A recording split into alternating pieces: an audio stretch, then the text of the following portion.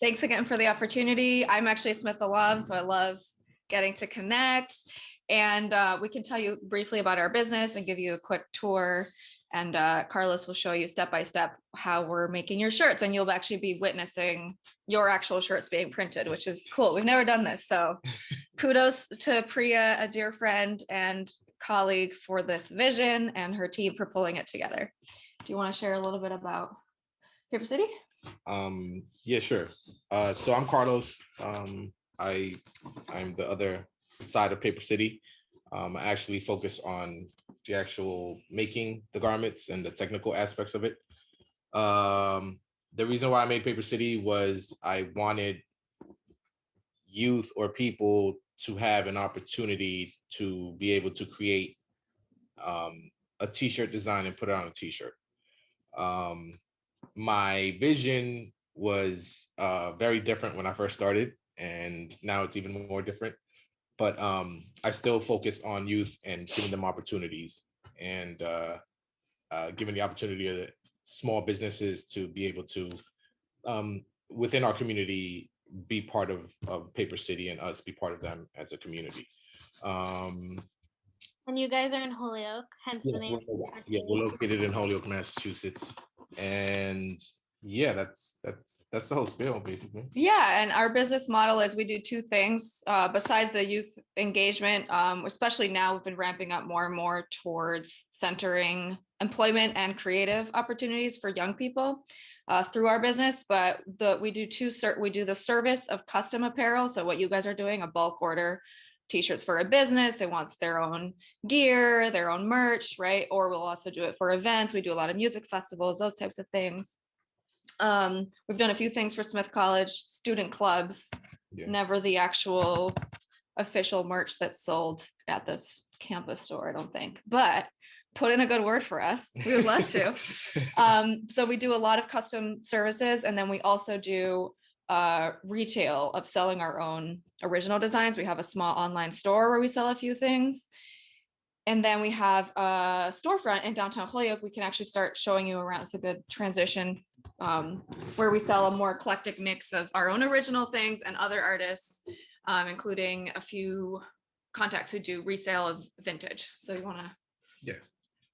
We'll show you. We'll start briefly in our storefront. This is the storefront downtown Holyoke, so 358 White Street. we're gonna come inside the store here. See right downtown Holyoke. You walk in. So they're right by the canal on Dwight Street, if any of you are familiar with Holyoke. Yes. Yeah, well, you can just view what we're selling. It's a mix of our original designs and vintage stuff, and we do a lot of tie-dyeing and different cool things like that. We're actually open tomorrow, 12 to 3, if anyone's around, and there's a public art walking tour, some newly installed public art in downtown Holyoke.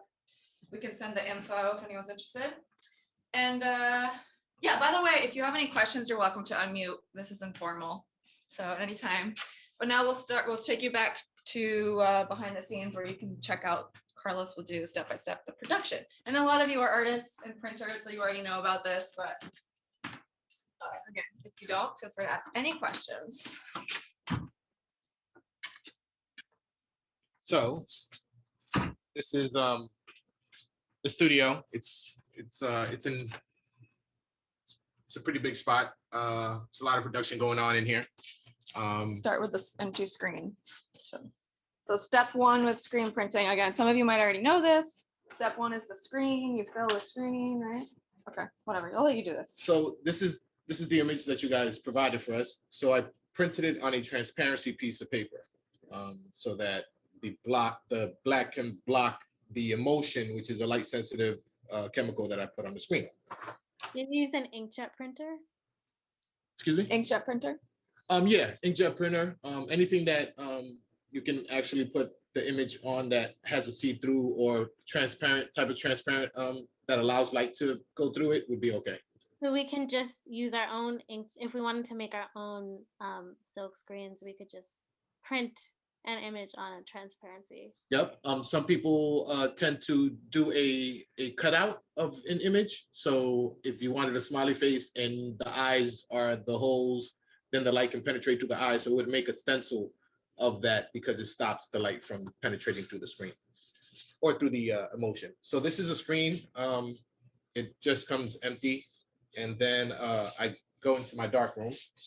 You fill it with emotion. Yeah, I fill it with emotion in my dark room.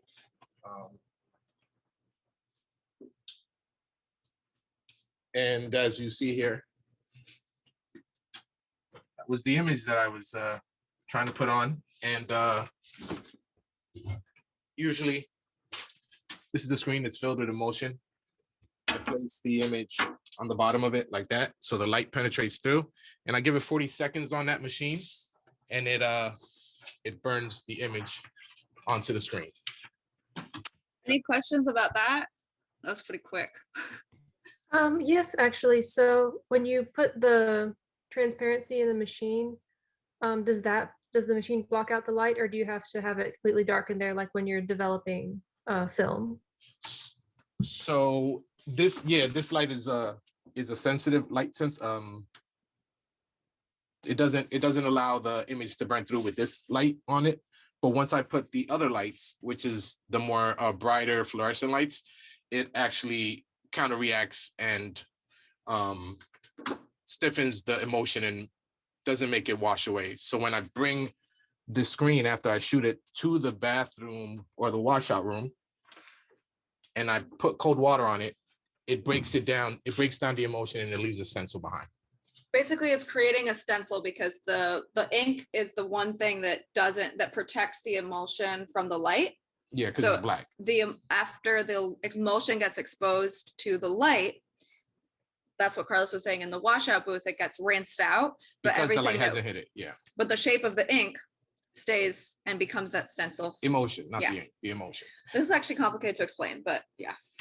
Oh, I think I understand. Thank you. Yeah. It's just creating a stencil. Yeah. So then I come in here, and as you see, it's backwards because we're printing on the other side. So as you see, the emotion washed out from the parts that the black. The emulsion is the pink material that is covering the screen. It's like a fine layer of material. And so the light burned away the parts of the emulsion that needed to get burned away to create your artwork. Yeah. So that's how we print your shirts. And if you want to, I'll hold it like this. You can start putting the shirts. So They're going to be all the gray ones. and we're using white. And they were using white ink. So first, I put this glue, kind of sort of. It's a paste, and I fill the screen up with it where the image is going to be, so that my shirt doesn't lift up after I hit it once.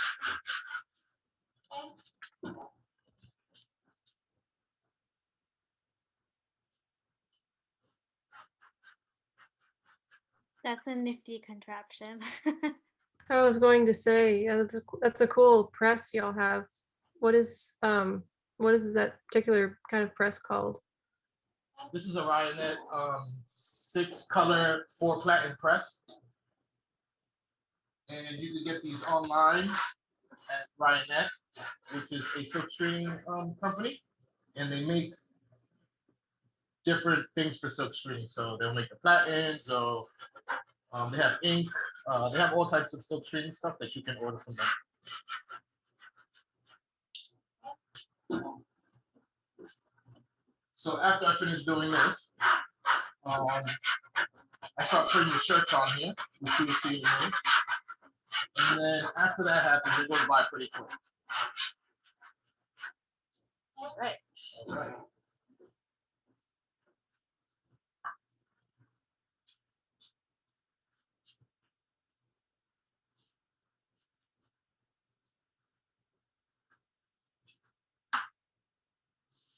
Can you use that too? Hits. while he's getting ready for the next step, I'll just show you, this is the heat belt, what is it? Heat belt? Conveyor belt. So it's basically like an oven. And when Carlos finishes printing with the wet ink, he puts it through and the shirt goes through slowly, and the heat is pretty strong. I don't know how many degrees, but it's as hot as an oven, and it cures the ink into the fabric. So it's just, that's the final step, and then the shirts are ready. They drop right out of there. So you'll be seeing them hot up, so to speak.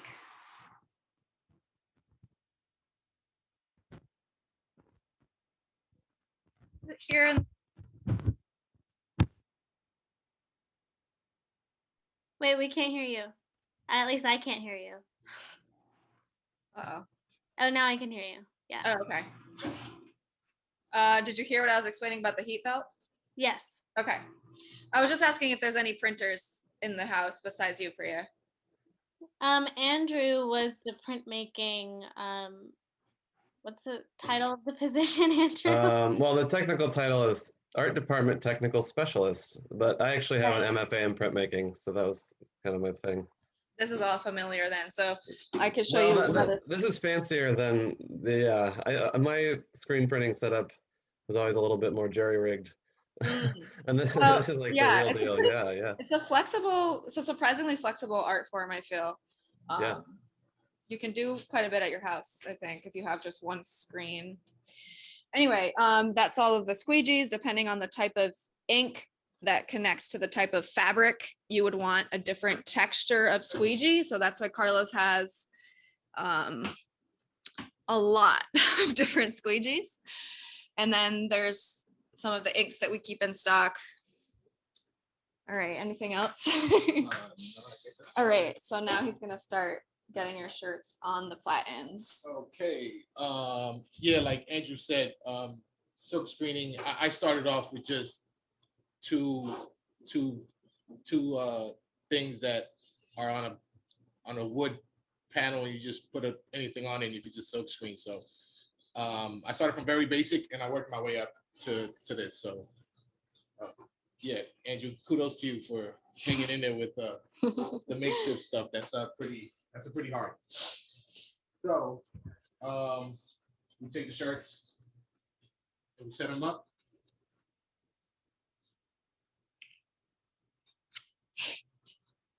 So he's basically just centering the shirt. This is actually in my opinion, one of the hardest things to do.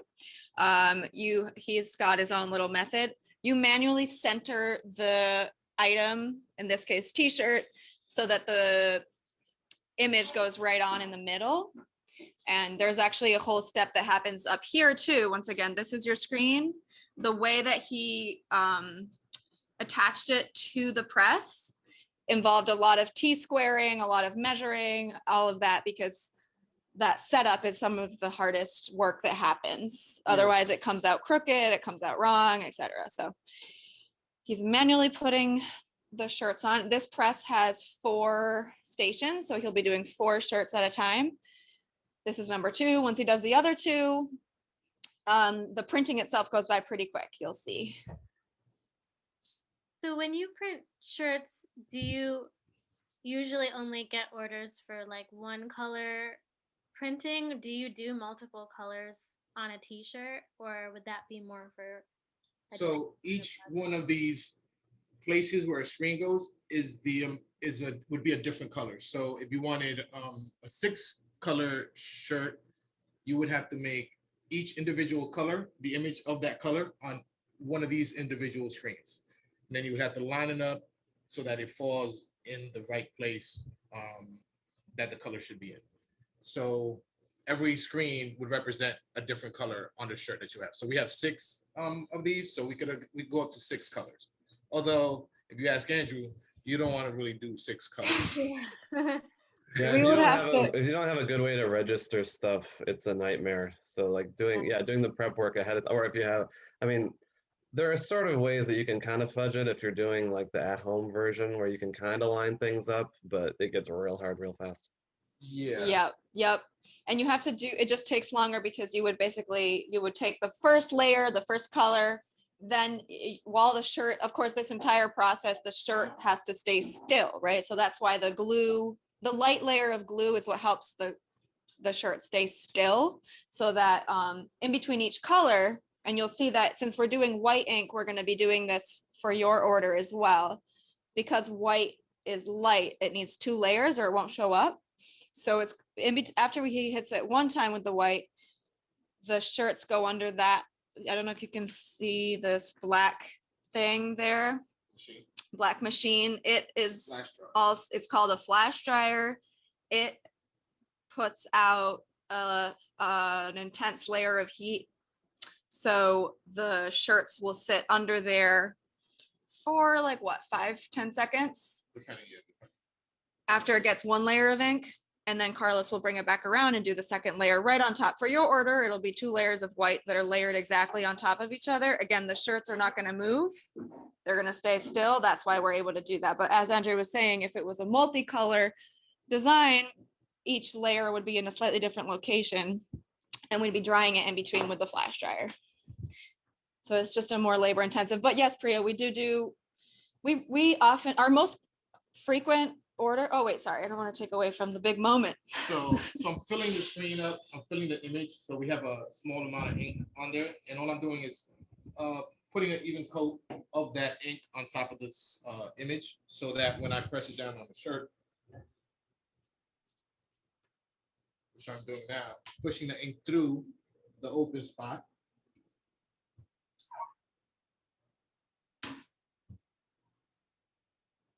Is it just regular acrylic fabric ink that you're using? There you can see your first layer. Ooh. Yeah. So it comes out pretty good. So then now So he's spinning it around so that first, oh no, yeah, no, it'll be in a minute. It's just going right to the next one. I just want to make a quick. He's correcting the location. Correction. But the type of ink is, yeah, it's fabric ink. We use either water-based or plastisol, depending on the type of fabric and the type of look and feel that the customer wants. This is water-based, right? Yeah. We like using water-based whenever possible because it's more environmentally friendly. Correct. Although it's much harder to print with because the water-based ink starts to dry out on the screen and starts clogging up that stencil. Whereas with the plastisol, which is an acrylic, petroleum-based ink, it never dries out. Like you don't even have to close the lid on the paint. So it's a much easier printing process. Well, we try not to, just because it's not as, we have a filtration system in our washout booth. It filters out most of the residue of the emulsion and all those types of things. But nonetheless, whenever we can use water-based, we use water-based. Now the ink, when you first start, it's thick, and it takes a while for it to loosen up. When the warmer it gets and the more you move it, the kind of more fluid it gets. So as you go on doing the order, it loosens up and you're allowed to go faster. So you can see the flash dryer, the flash heat is now on the first layer of white, so that by the time it swings back around. Okay, yeah, see, that's where you usually print, right? Just do your thing. He always is usually in that spot, so we'll let him. I'll see if I can go over. Don't want to interrupt your flow. Can you guys see okay and everything? Yeah. Okay. So what's the biggest order that you've ever gotten? Did we do 1,000 once? What? I think we were, oh, it was gonna be, so we had an order for 1,000, but it was for a festival that ended up getting canceled because of COVID. So that was the biggest one we took on. And you actually printed 1,000 t-shirts? No, actually it got canceled. The most we've done is 500. Yeah, we do a couple 500 a year usually, but normally it's between 50 and 200 that we get for the custom orders. But we have a 500 order coming up in, we're starting it right after this. It's due mid-May, and then we have another one I haven't even told you about. That's also 500. So we do get some of those bigger ones, especially this time of year. So this is the second coat, and if you could see, show them this. I don't know if you could really tell, but this is the first coat, and then this is the second coat. I don't know if they can see well enough, but there's a Yeah. big difference in the level of Opacity. opacity. I don't know. How do you get it to align so perfectly? Like, So this press forces the print to always go in the same place. So once he locks the screen in like this, it's always going to print on the same location. So all these things have kind of screwing locks, kind of sort of, and you can tighten everything so that it doesn't move. So it allows you to replicate the same thing over and over again. yeah. Right. So the first one is done. So we just did 4 shirts. So now you'll see him just what the last step. Now they all 4 have the 2 layers of white. They're ready to get cured. So he's going to carefully remove and put through the heat. You'll see it coming out on this side in a moment. And that's pretty much it. Wow, we got the timing pretty much right. If you guys have any more questions, I guess we'll probably wrap up. I know you have the rest of your meeting. We'll wrap up with the demo in a minute when you can see your shirts coming out of the press. But any questions, feel free to unmute and just shout it out. Ooh, that's very satisfying. Watching that shirt coming out. I know it's. So that's now dry. Yep. So yeah. Now it's totally dry. That's so cool. So we'll be mailing Another these to you technical guys. question about the Yeah, go ahead. dryer. This one? Oh yeah, how does it? Yes, because you said it was as hot as an oven, right? Yeah. So this might be a silly question, but like, how does it get that hot to cure the ink without burning the fabric? So, Like how is the heat dispersed? So this on the very top right here, it has like I guess you could say a heating element that's just a straight a square. So the size of this thing right here is the whole square, and it just emits heat going down, and it's about that far away from the garment itself. So basically, it's just like baking in an oven for 5 seconds. So it's not, if I was to leave it under there, yeah, it would get burnt. So this has to be going. Oh. It's about the ratio of the If you see speed of there's the a belt, belt. yeah, there's a belt that's going. So I can make it faster, or I can make it slower, depending on, but the temperature always stays the same. It just really depends on what temperature the ink cures and for how long. So that's how I kind of estimate how long it's in there for, so that the heat can hit it and cure it. It's a balancing act, though. I can Okay. show you a hoodie that has this massive hole where the fabric no. burns through. I mean, it happens. Yeah. Okay, that's very cool. So everything is quite an exact science. Yeah, and also it goes with how fast you are producing also. So how fast I'm turning this, remember on the other side, there's another heating element. So I have to keep in mind that I can't leave this here for more than 5 seconds, or else that will burn. I'm gonna show you from here. So or I don't know if you can see the full view. That black thing is heating, like, That one? yeah. So while so see if there's one of the platins right under it, he has to print the layer on that side before that one starts burning. So yeah, it's like a rhythm. He's got it down to an exact science at this point. But yeah, and then this has a lever on it. I can bring it up or down, so I can make it closer or further away from the garment itself. So if I'm going pretty fast, I'll have it closer to it because I'm moving it faster. If I'm going slower, I'll put it up a little bit higher so that I don't burn the garment.